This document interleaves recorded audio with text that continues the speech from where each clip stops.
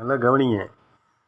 ஒரு மனிதர் தன்னை உண்டாக்கின தெய்வத்துடைய பார்வையில் நடப்பானானால், தன்னை சிருஷ்டித்த கர்த்தாதி கர்த்தருடைய வழியிலே நடப்பானானால், அவருடைய பாதையிலே நடந்து செல்வானானால், அவருக்குள் அவருடைய கட்டுப்பாட்டிலே தன் வாழ்க்கை அமைத்து கொள்வானானால், அவன் ஒரு நாளும் தோல்வி அடைவதில்லை.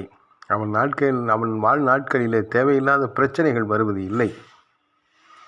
அவன் வாழ்நாளெல்லாம் நன்மைகளை மட்டுமே அவன் காணும்படியான கிருபைகளை தெய்வம் தந்திருக்கிறார். அவரை நோக்கி பார்க்கிற முகங்கள் ஒரு நாளும் வெட்கப்பட்டு போனதே இல்லை. ஏனென்று சொன்னால், நம்மால் உருவாக்கப்பட்ட அல்லது நம்மால் உண்டாக்கப்பட்ட தெய்வம் அல்ல. நாம் காண்கிற இந்த உலகத்தையும் நாம் காணாதிருக்கிற பலவிதமான பிரபஞ்சங்களையும் உண்டாக்கின கர்த்தர், சிருஷ்டி கர்த்தர். அவருடைய வழிகளிலே, அவருடைய பாதையிலே, அவருடைய நடத்துதலிலே வாழ்க்கையை அமைத்துக் கொள்ளுகிறவர்களுக்கு எல்லா இடங்களிலும் ஜெயம், சமாதானம், சந்தோஷம், நிம்மதி, ஆசீர்வாதமான வாழ்க்கை அமைகிறது. ஏற்ற உயர்வுகள் அவர்களுக்கு வந்து சேர்கிறது. நல்ல பசுமை கிடைக்கிறது. நல்ல செழிப்பு உண்டாகிறது. நல்ல தாகம் தீர்க்கப்படுகிற நிம்மதியான வாழ்க்கை அமைகிறது. அவர் ஆத்துமாவையும் தேற்றுகிறார். அவருடைய நாமத்தின் நிமித்தம் நம்மை நீதியின் பாதைகளிலே நடத்துகிறார். பாதை தவறும் பொழுது சோதனைகளுக்கு ஆட்படுகிறோம், சிரமப்படுகிறோம். எவ்வளோ பெரிய வியாதிகள், மரண இருள், மிகப்பெரிய பிரச்சனைகள், பள்ளத்தாக்குகள் போல விழுந்து போகிற சூழ்நிலைகள் வந்தாலும் கூட பொல்லாப்பு வரவே வராது.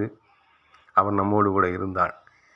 அவருடைய வார்த்தைகளும், அவருடைய பிரசன்னமும், அவருடைய மகிமையும், அவருடைய சமூகமும், அவருடைய பலத்த கிரியைகளும் நம்மை தேற்றி ஆற்றி வழி நடத்தும். யார் நம்மை நிந்திக்கிறார்களோ, நம்மை துக்கப்படுத்துகிறார்களோ, நம்மை அவமானப்படுத்துகிறார்களோ, அவர்களுக்கு முன்பதாகவே நம்மை ஒரு பெரிய தலைவனாக ஒரு உயர்த்தி நம்முடைய தலையை நிமிர வைத்து மிகப்பெரிய ஆசீர்வாதத்தையும் சந்தோஷத்தையும் உயர்வையும் நம்முடைய வாழ்க்கையில் கட்டளையிட்டு நம்முடைய வாழ்க்கையில் எல்லா விதமான பரிபூர்ண நன்மைகளையும் கொடுத்து நம்மை உயர்த்துகிறார். இந்த பூமியிலே வாழ்கிற நாளெல்லாம் அவர் தருகிற நன்மையும் அவருடைய கிருபையும் நம்ம எப்பொழுதும் தொடர்ந்து வரும்.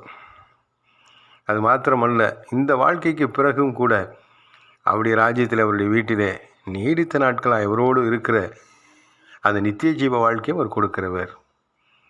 ஆகவே உங்களை மேய்ப்பதற்கு மனிதர்களிடத்திலே அல்ல, உங்களை உண்டாக்கின கர்த்தருக்கு அதிகாரம் கொடுங்கள். உங்கள் வாழ்க்கையை, உங்கள் எல்லைகளை அவருடைய கரத்திலே ஒப்படையுங்கள். கர்த்தர் உங்களை ஆசீர்வதிக்கிற தேவன், அதிலே மாற்றமில்லை.